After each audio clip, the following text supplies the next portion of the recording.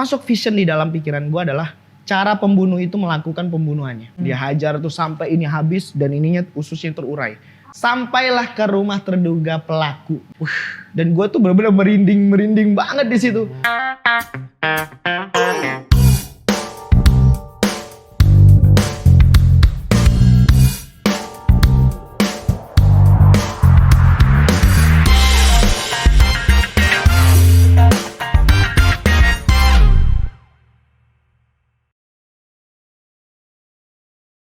Di rumah itu ada tersangka, menantunya dan anaknya. Di rumahnya. Dan satu hal lagi pada saat saya balik ke rumahnya, dia susunin daun kelor di dekat rumahnya. Wih. Wah. Oke, daun kelor. Nah. Itu kan secara mitos ya, culture kita tuh kuat sekali. Kalau orang pakai daun kelor, iya ya gitu. kan, Luntur lah, lu mau bawa ilmu luntur. apa aja gitu. Daun kelor. Iya, kalau kita kan nggak bawa ilmu, backingnya kan cuma Tuhan aja kalau saya kan. Jadi pada saat daun kelor, oh kan, berarti dia udah langsung. Iya, kan melindungi kan. Ngapain lu pakai daun kelor kan? Oke, akhirnya begitu. Saya nunggu tuh beberapa menit, butuh waktu kan menyiapkan berkas, surat-surat untuk manggil dia lagi sebagai saksi. Ya udah kita nunggu di luar.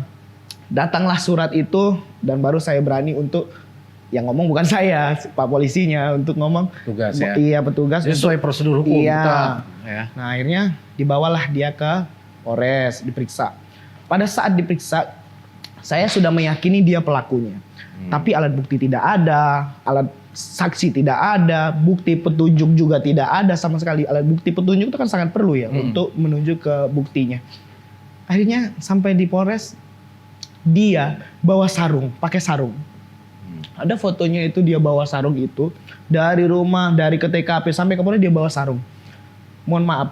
Itulah sarung itu kalau secara kepercayaan dia ya. Kalau gue nggak meyakini dia pakai ilmu-ilmu. Dia meyakini kalau pakai sarung itu semua orang bisa capek, lelah meriksa dia. Oh. Wow. Akhirnya ada daun kelor, sarung. Oh, sarung.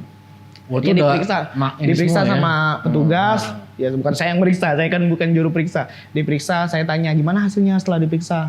Tetap bang, dia tetap tidak mengakui.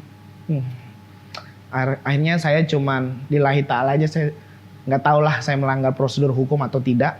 Saya cuma minta waktu 5 menit untuk ngobrol sama dia dan diterjemahkan. Saya cuma tanya satu hal aja sama dia. Kamu ini pelaku pembunuhan. Dia langsung, oh bukan. Saya belum selesai ngomong. Saya bilang, ibarat kamu ini pelaku pembunuhan. Berarti kan kata-katanya gue rubah. Kamu ini pelaku pembunuhan dengan ibarat kamu pelaku pembunuhan. Dia langsung merubah. Gue cuma mau lihat reaksinya aja. Dapat poinnya. Saya cuma bilang begini. Kamu mau berbohong seperti apapun, kamu tidak punya daya lagi untuk menunjukkan kebohongan. Saya udah tahu kok. Kamu ambil itu parang, kamu tunggu dia di pohon yang kamu sebut tadi. Terus bahasanya disanggong lah ya. Kamu bacok dia sampai dia jalan, dia minta tolong. Dia minta tolong beberapa kali, tolong teriak, dan kamu biarkan pada saat dia jatuh kamu hajar lagi di bawah. Itu yang kamu lakukan, saya bilang. Enggak. Dia bilang gitu. Shit, sedetail itu lu. Iya. Enggak, saya tidak melakukan itu, kata dia. Oke. Saya lanjutin lagi, saya bilang. Parang itu setelah kamu bunuh, kamu bawa ke kali, kamu cuci di kali itu, kamu bawa ke rumah, kamu cuci lagi itu parang, kamu masukin di atas lemari. Dia terdiam, dalam 5 second dia terdiam. Oke, saya lanjutin. Benar nggak kamu simpan parang itu di atas lemari? Kamu cuci, kamu masukin lemari. Berarti kan pertanyaannya udah beda. Bukan lagi pembunuh, tapi lebih ke arah benar nggak parang itu kamu cuci, kamu simpan lemari? Tahu apa yang dia jawab? Iya. Tapi saya tidak bisa langsung mengambil keputusan, dia pelaku. Oke, ya sudah. Saya perintahkan saya kasih tahu ke teman saya untuk memerintahkan beberapa petugas panggil menantunya kan, anaknya. Dia belum, bagi saya dia belum mengakui. Cuman bilang ia menaruh parang di atas lemari, tapi bukan ia membunuh. Tapi tanpa sadar itu saya rekam.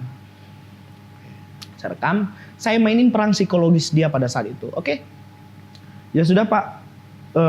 Pada saat menantunya sudah datang, itu kan bikin surat lagi, diperiksa lagi. Sudah datang menantunya, akhirnya saya bilang, Pak, ini bapaknya dimasukin ke sel aja ya. Saya bilang, kan sudah mengaku. Dipindahkan ke ruangan sebelah. Menantunya pada saat duduk, saya langsung tembak. kamu melihat dengan jelas bapak kamu mencuci parang dan menaruh di lemari. Oh nggak ada, ini masalah apa dia bilang gitu. Saya ini cuman seorang kuli jualan, dia bilang. Saya pulang ada pembunuhan, saya nggak tahu apa. Ini loh bapakmu sudah mengaku, coba dengar dulu. Yang rekaman tadi? Iya, kan rekamannya mengaku bukan membunuh. Iya. Mengaku menaruh parang di atas lemari. Tahu apa yang dia katakan? Dia pada saat itu diam. Ya sudah Pak, kami pasrah. Kami sudah pernah bilang bahwasannya, ya maksudnya jangan perlakuan itu salah, harus menyerahkan diri ke polisi. Menantunya pernah ngasih saran itu.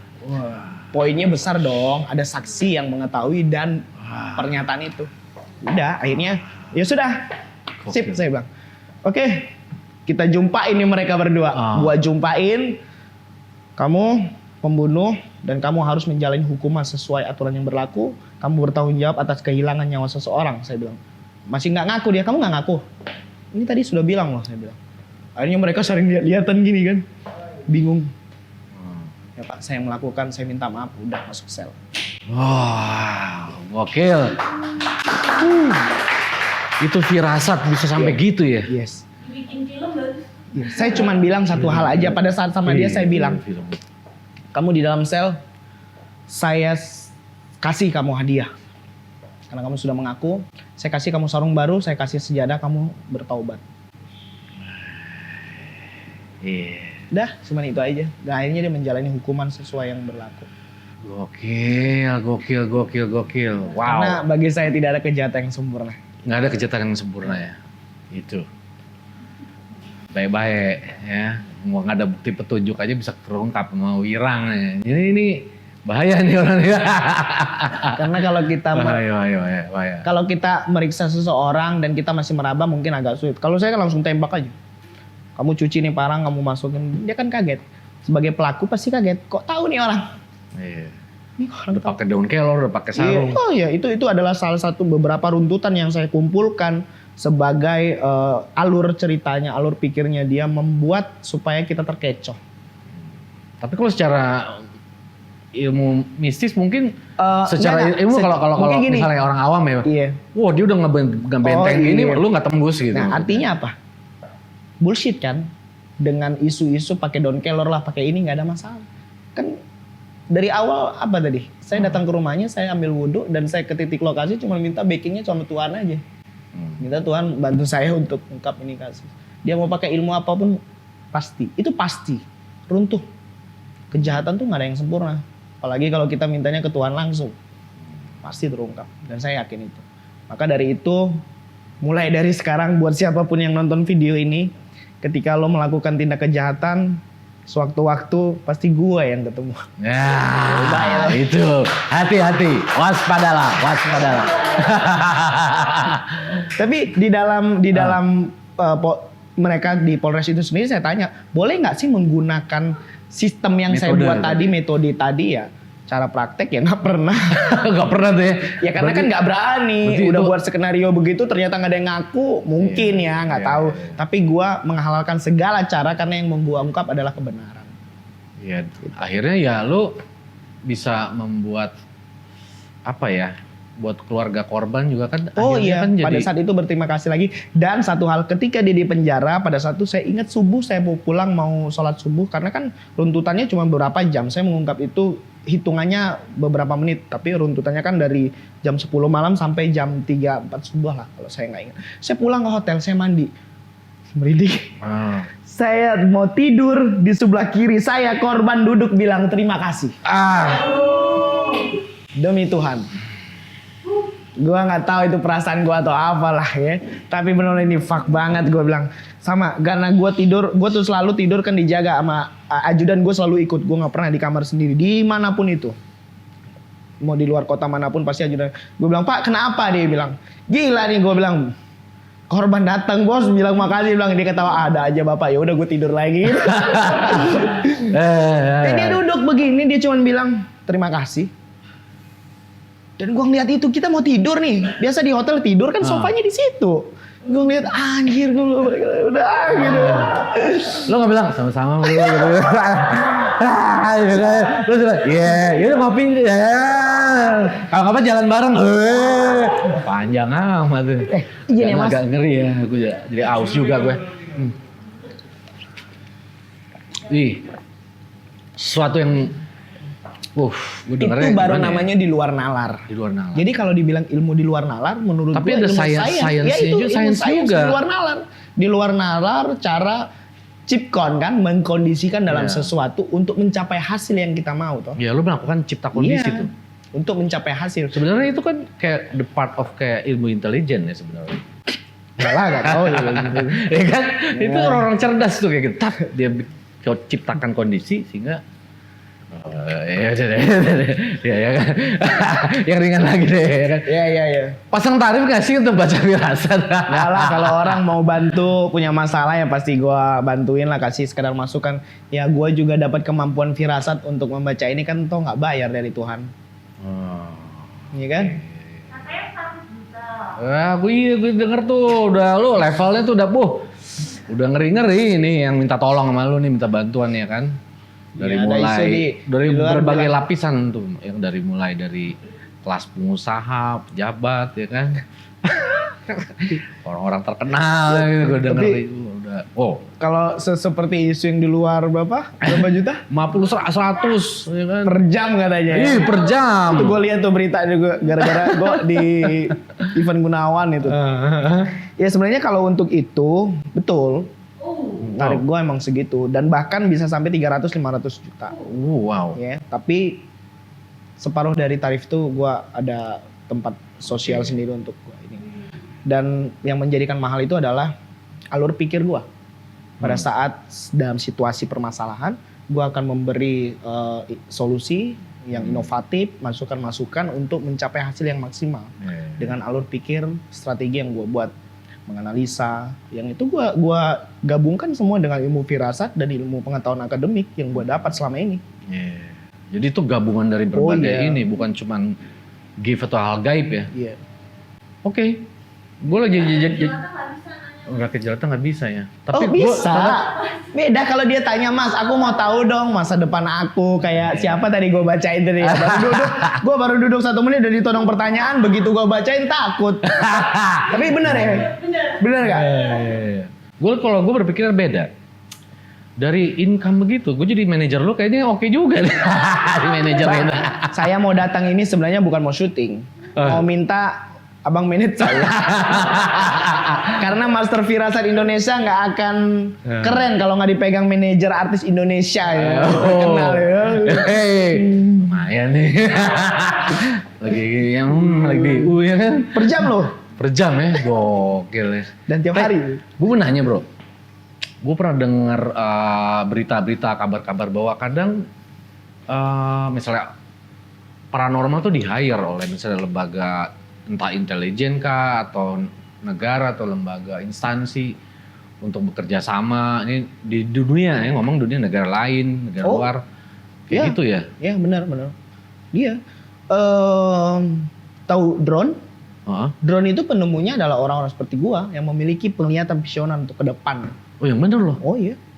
Drone? Iya. Itu science, teknologi, intelijen. Iya. Ketika dilihat apa yang terjadi di masa depan dan itu diciptakan, dia bilang, oh iya saya melihat ada benda terbang yang bisa mengetahui. Oh banyak benda terbang mah, ada pesawat sudah ada. Enggak, tapi lebih kecil deh. Oh iya ternyata drone dan sekarang dikembangkan. Dan bahkan kalau gua melihat, itu kan penglihatan dia drone. Kalau gua melihat drone kita tahu sebagai kamera ya. Tapi gua akan beberapa simulasi yang muncul yang pernah gua lihat ke depan, drone itu akan bisa mengangkut barang untuk mengirim dari rumah satu ke kota yang lain dan itu akan terjadi untuk 10 tahun ke depan. Firasat gua nih. Firasat lu sampai ke sana ya visinya. Dan untuk alat perang untuk 10-15 tahun ke depan semua sudah pakai drone. Tidak ada lagi di dalam itu seperti pilot dan ketika terjadi meledak atau apa tidak ada yang meninggal, hanya alat saja. Makin canggih ya. Oh iya. Siapa yang tahu tiba-tiba drone itu bergerak dari sini ke satu tempat yang lain dan tiba-tiba meluncurkan siapa yang tahu itu punya siapa? Juga kan bisa melacak sinyal atau nggak terlacak sinyal gitu ya, bisa ya? Bisa aja.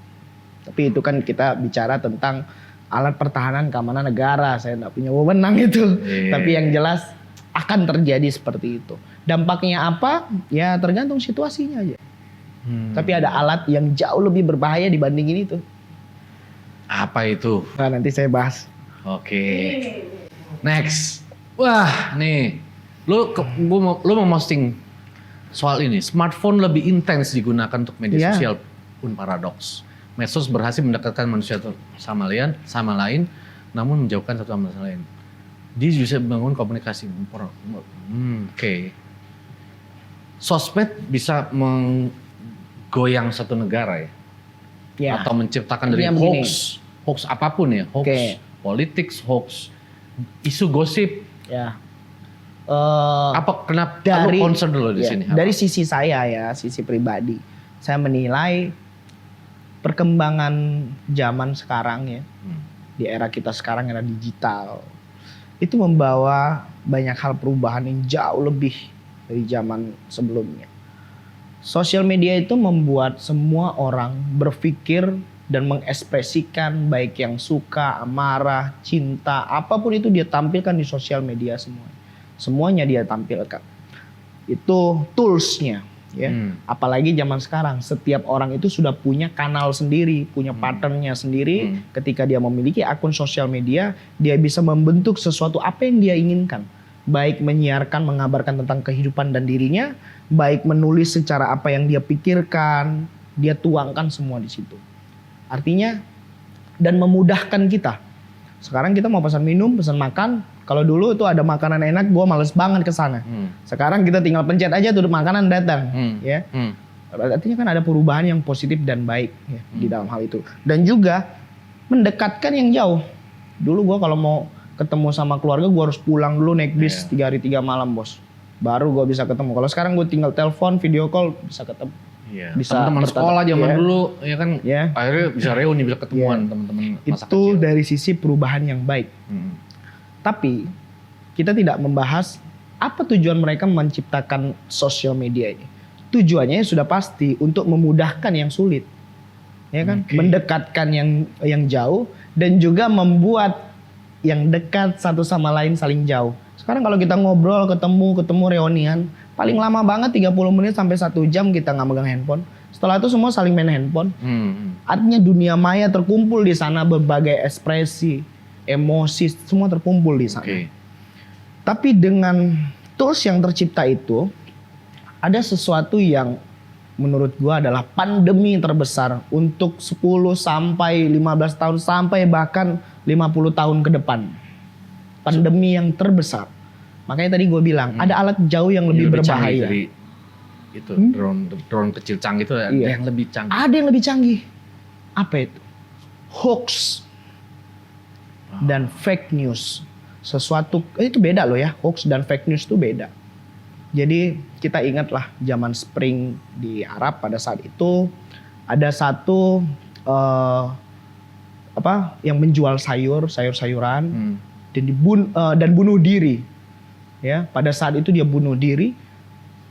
Kabar yang tersiar di media sosial pada saat itu, dia menentang aparat keamanan, kepolisian di sana, bahwasannya dia suka dipalakin gitu ya.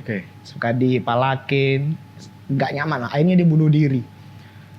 Sesuatu itu dikemas secara baik ya, disebar secara masif, sehingga itu membuat kegaduhan pada saat itu.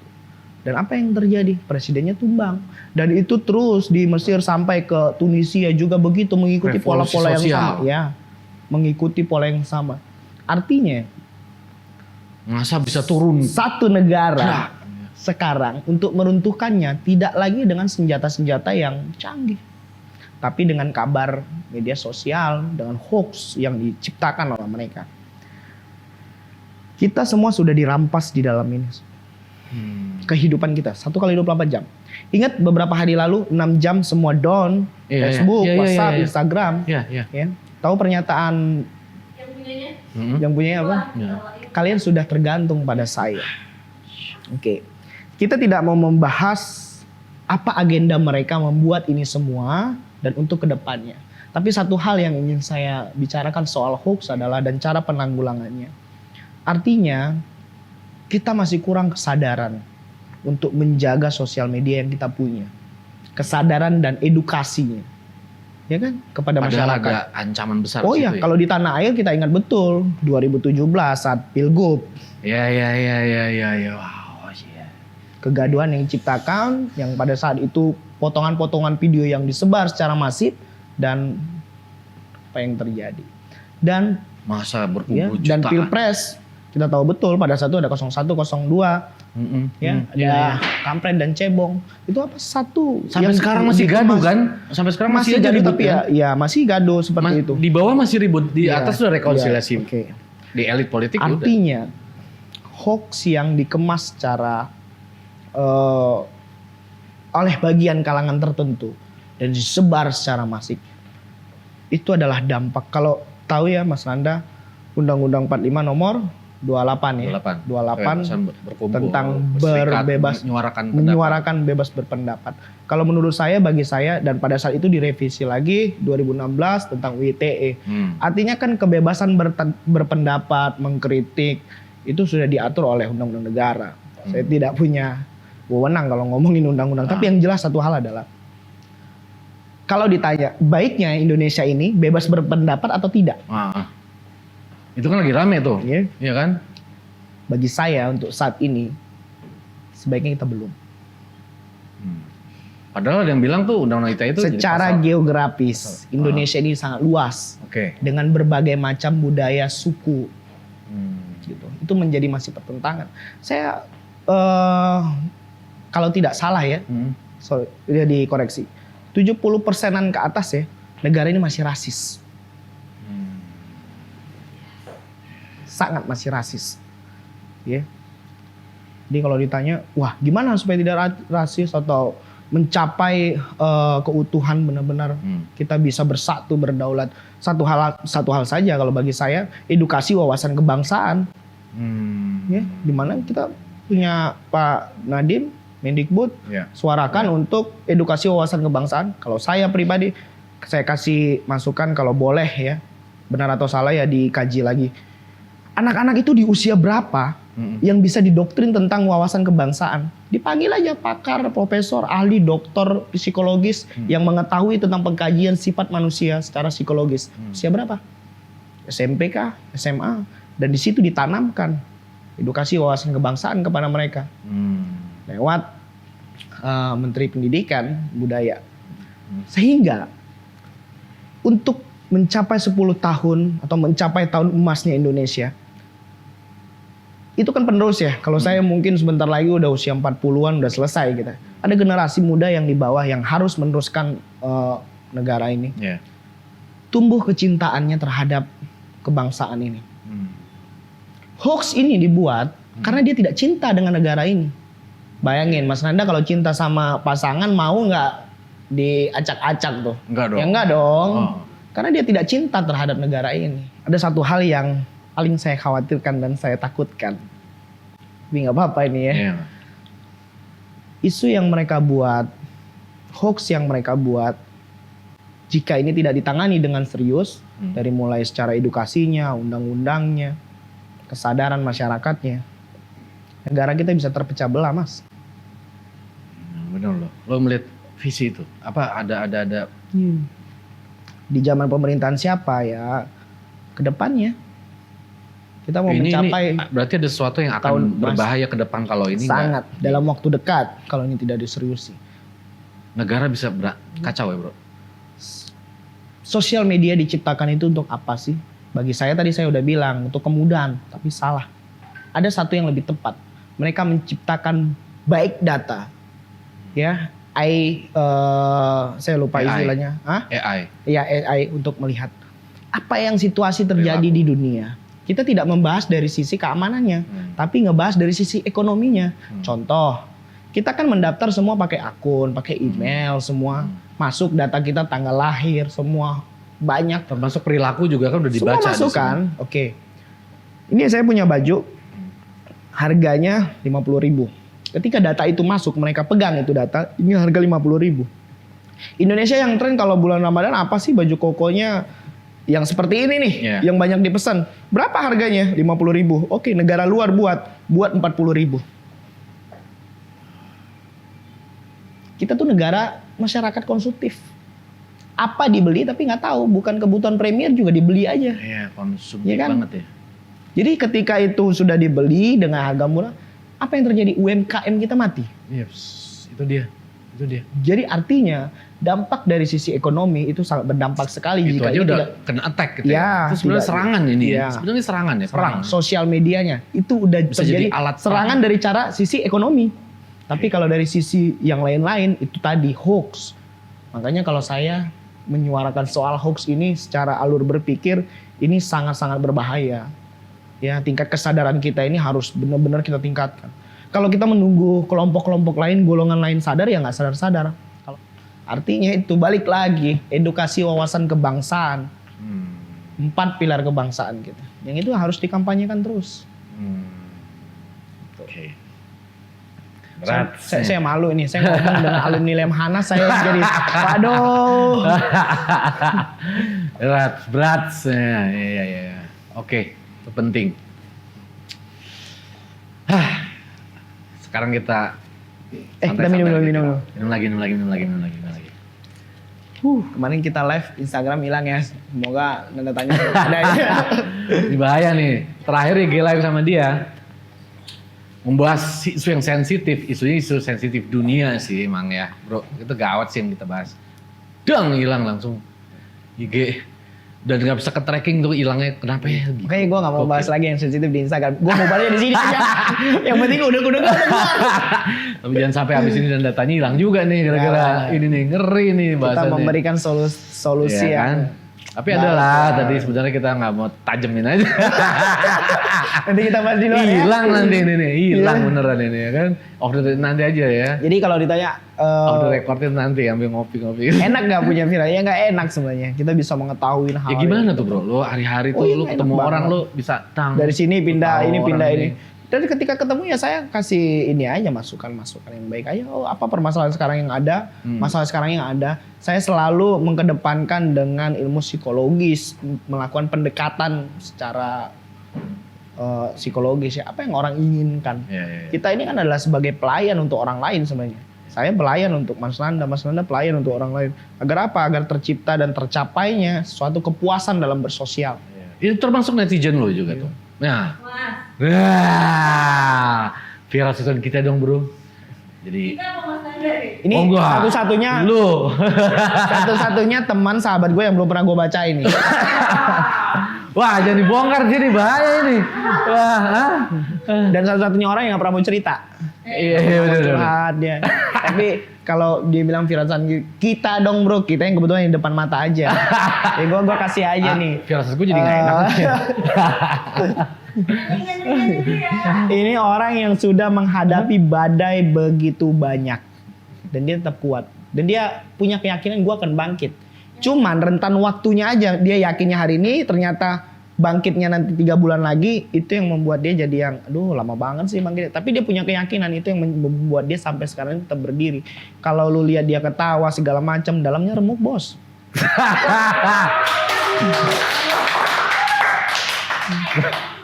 Dan dia tidak pernah dendam sama orang walaupun udah dihianatin. Shit. ada beberapa orang yang sengaja mendompleng namanya untuk jadi besar. Ketika udah besar dianya udah bye bye gitu. Tapi itulah perjalanan hidup bang. Semua kita akan melewati hal seperti itu. Tapi percayalah Tuhan membuat abang seperti itu menempah supaya makin kuat. Wow. Tapi satu-satu nih ya. Istirahat Tidurnya lebih dibanyakin lagi ya. Firasat loh ini. Tahu aja lo bahaya. Bahaya. Oh, jam 5 subuh. Jadi bangunnya jam 9 udah ke kantor lagi gitu. Karena dia memang begitu, dia lebih ini tipe kalau orang yang lebih memikirkan di luar dari dirinya sendiri dibandingin dirinya. Karena dia benar-benar menjadi pelayan untuk orang lain karena dia nggak mau ada sesuatu cerita atau kata-kata yang gosip-gosip nggak enak tentang dia. Dia udah melakukan semaksimal mungkin tapi masih aja ada gosipnya. Tapi kan kita hidup ini kan kita nggak lepas dari orang yang tidak suka terhadap kita kan bodoh amat aja. Kan, firasat gue nggak enak dari tadi. Bongkar-bongkar sama dia. Aduh. Kita Mungkin doain yang terbaik buat lo bro. Karena lo Makasih. juga orang yang luar biasa menurut gue, bukan cuma mikirin diri sendiri.